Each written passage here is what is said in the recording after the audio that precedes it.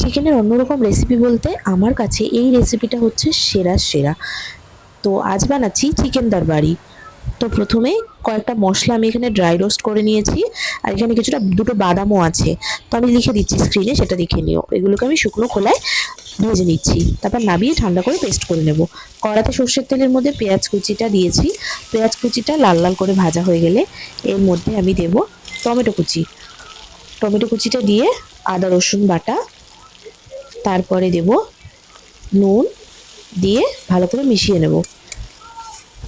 Tomato যখন ভালো মতন গলে যাবে, দেখেছো কিছুটা তেলও ছেড়েছে, এর মধ্যে টক দই আর নুন দিয়ে মাখিয়ে 1 ঘন্টা মাখিয়ে রেখেছিলাম চিকেনটা, সেটা দিয়ে দিলাম। দিয়ে ভালো করে কষিয়ে নেব। চাপা দিয়ে দিয়ে কষাবো মিডিয়াম আঁচ করে। টক দই দেওয়া একটু জল ছাড়বে। এবার ওই ড্রাই রোস্ট করে গুঁড়ো করা মশলাটা এর মধ্যে দিয়ে দেবো। মাংসটা যখন 70% সেদ্ধ হয়ে যাবে তখনই দেবো ওই মশলাটা। আর দিয়েছি ড্রাই রোস্ট করে রাখা কাসুরি মেথি। কাসুরি মেথিটা দিয়ে ভালো করে মিশিয়ে নেব, আর মিডিয়াম আঁচে রান্নাটা করে নেব আরও 10 থেকে 15 মিনিট। তারপর মাংসটা সেদ্ধ হয়ে গেলে নামিয়ে নেব। এটা ফ্রাইড রাইস, পোলাও, রুটি, পরোটার সাথে দারুণ লাগে।